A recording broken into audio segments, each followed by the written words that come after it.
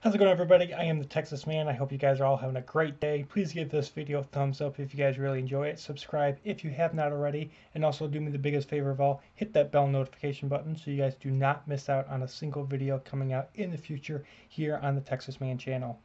Before we get into the review of the new Clone Wars episode, I want to let you guys know that I am planning on doing a update to the Texas Man channel, that in the future I'm going to have playlists set up on my channel.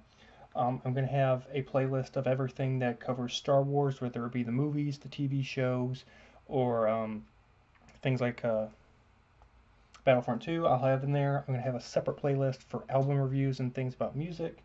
I'm going to have a separate playlist about TV shows, a separate one for trailer reactions, a separate one for airsoft guns, things like that, so that for those of you who are brand new to my channel, do not have to scroll through my 380 plus videos. You guys can just go into that playlist, find something that might interest you to watch, and it'll make navigating through my channel a lot easier. I know that's something a lot of people do, and I didn't think I was going to need to do it because I didn't think my channel was going to explode as it has.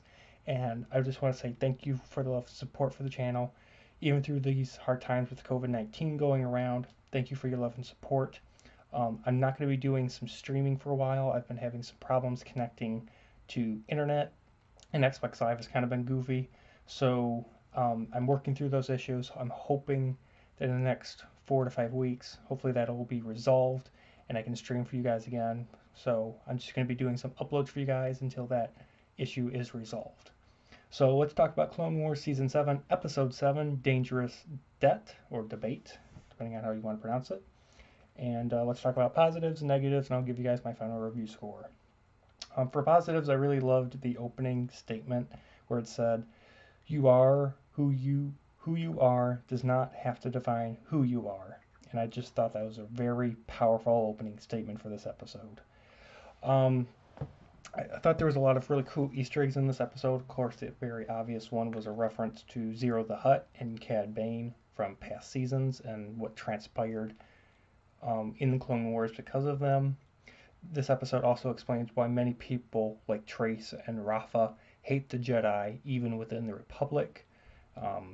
Because of what happened with Cad Bane and Zero the Hutt, Trace and Rafa ended up losing their parents on Coruscant, and they blamed the Jedi for just being like, "Oh, it's okay, they're now one with the Force, and everything's peachy keeney." And you don't tell that to a 6, 7, 8 year old girl that just lost her parents. It's really not the emotional statement that they should be hearing, that their parents are now dead. And because of that, they just get left on Coruscant and they're having to fend for themselves. And it kind of makes the Jedi seem like real jerks. I enjoyed the action of the prison escape scene. Ahsoka Tano gets a lot of scenes to end up using her force powers like force push and jump, and we get a lot more hand-to-hand combat with her. It's still cool to see that Ahsoka Tano can still kick ass without having to have lightsabers at her disposal. She's a very capable martial artist, combat warrior without lightsabers, and it's really cool to see that. And honestly, this was the best episode so far with Ahsoka's return. Out of the three that have come out, this is the best one in my opinion. You're more than welcome to disagree with me in the comment section down below. And lastly, we also get this mysterious Mandalorian that shows up on the Pike planet. And my theory is that it's Bo-Katan, who is technically supposed to be the leader of the Mandalorians, but because Darth Maul's in power, they're kind of at war. So I'm kind of curious as to, like, is that Bo-Katan? Is this how Ahsoka Tano and Bo-Katan meet up to aid Anakin and Obi-Wan from taking out Darth Maul and completing the siege on Mandalore? I'm kind of curious how this fourth episode in this how this fourth episode in the second arc of the Clone Wars Season 7 is going to turn out. For negatives, I do have a couple of nitpicks. First of all, this episode skips the possible mini space battle set up from the last episode, and it just skips right to the fact that Rafa, Trace, and Ahsoka are now in Pike Prison. I really wanted to see the battle that the last episode set up, and it doesn't show you anything. It just shows you, hey, they're in prison now. Sorry. So that's kind of a disappointment. Also, I think that this episode kind of took a page out of the Rebels book. It's kind of funny that the show doesn't want to show a Pike being decapitated.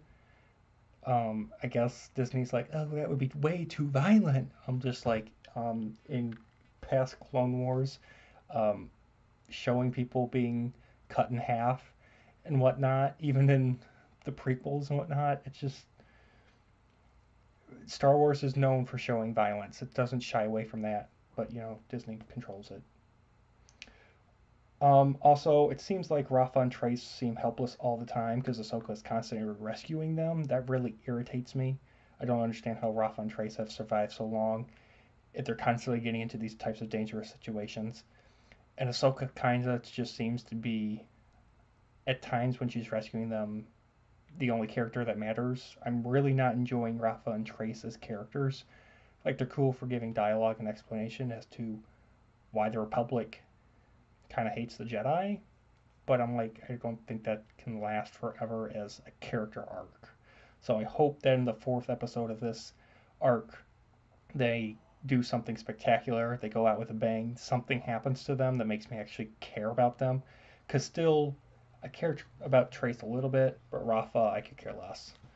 So I'm excited to see where this arc ends and how the final arc, the Siege of Mandalore, will start up in 2 weeks. So let me know what you guys thought of this episode. If you guys have had a chance to watch it, let me know in the comment section below. You guys have a good one. Bye, guys.